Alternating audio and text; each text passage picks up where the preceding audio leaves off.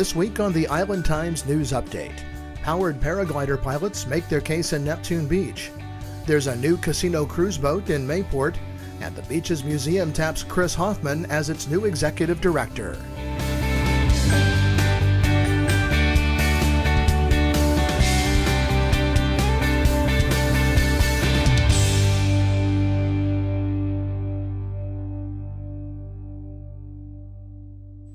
Welcome to the Island Times News Update. I'm Tom Patton. The Neptune Beach City Council took up the issue of powered paraglider operations on the beach at their workshop meeting Monday night. Powered paragliders are aircraft with a single seat under a large parachute-like canopy powered by a small engine. Sometimes the aircraft have landing gear, but they are more often foot-launched. They're a fairly common sight in the three beach communities, but some who live on or near the beach in Neptune Beach have begun to complain about the noise of the engines and are expressing concerns about safety. The issue got its first hearing Monday, and the public comments were nearly equally divided between powered paraglider pilots and supporters and homeowners who would like to see them restricted. Homeowner Lynn Sweeney said he was concerned about safety. He said he's seen the aircraft flying low and slow right along the dune line. Another concern expressed by Sweeney and other homeowners was the takeoff and landing area that the pilots establish when they are operating on the beach. Neptune Beach resident and powered paraglider pilot Tim Kazmierzak said he's been flying in Neptune Beach for 3 years and has constantly been in contact with the local authorities. He said there's never been a problem until now, and he called flying at the beach a privilege. Councilor Scott Wiley introduced the changes to the city's traffic ordinance. He said his intent was to open a discussion on the issue, but knows what the council can do is limited. The major objection that I'm hearing is the actual noise. My concern was the safety of the landing and takeoffs. That was my concern. The FAA regulates the airspace. Wiley and other council members have agreed to meet with homeowners and paraglider pilots in an effort to better understand the concerns of each. The paraglider pilots attending the meeting said they would be very open to limiting hours and takeoff and landing zones at the beach in an effort to be good neighbors. In other business, the council tabled a discussion of tipping fees that the city of Jacksonville says it owes. There had been 3 options presented on the council agenda, but City Attorney Richard Grachowski said that there was a 4th, possibly better plan that the council should consider. He said he would present that plan at a future meeting. Jacksonville Beach Councilwoman Christine Hoffman has a new job. Hoffman was named this week as the new director of the beach's Museum and History Park. The BAHS Board of Directors voted to confirm Hoffman's appointment to the position after a search committee called for applications, reviewed and interviewed 4 candidates, and recommended its findings to the board. Hoffman assumed responsibility for overseeing the operations of the beach's museum on June 16th. Former executive director Martin Van Gooch offered his resignation as of June 15th to take a job with Berkshire Hathaway Florida Network Realty.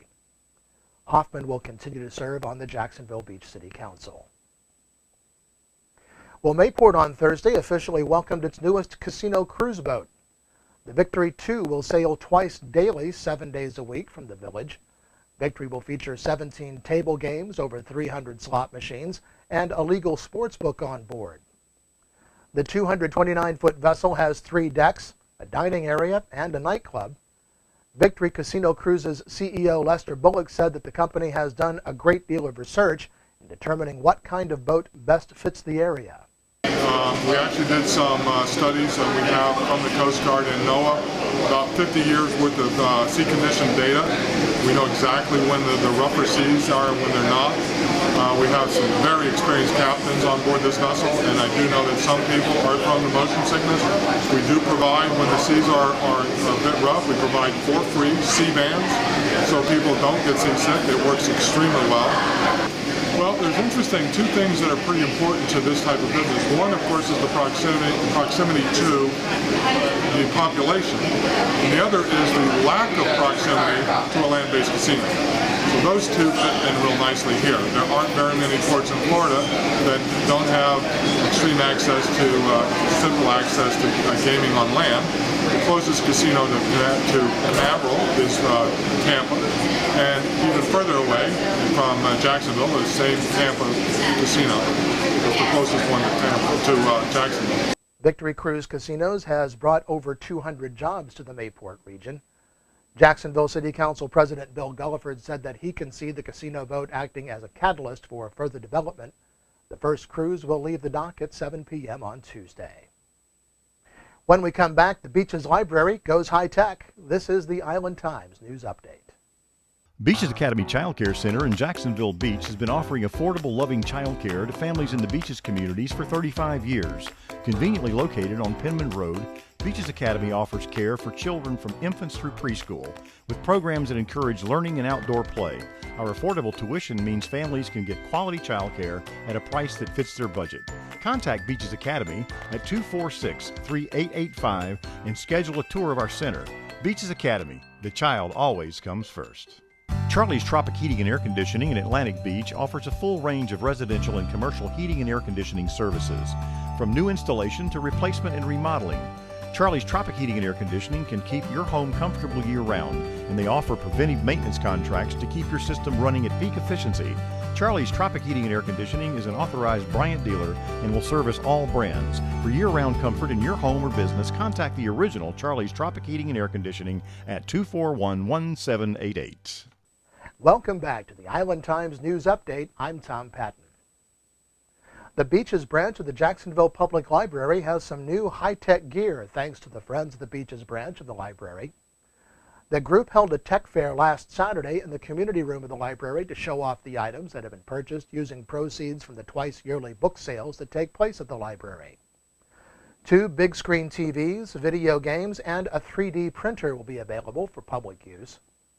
Richard Crook, current president of the Friends of the Beaches Library, said the equipment cost about $12,000, and it's all been put in place by the group at no cost to the library or the city of Jacksonville.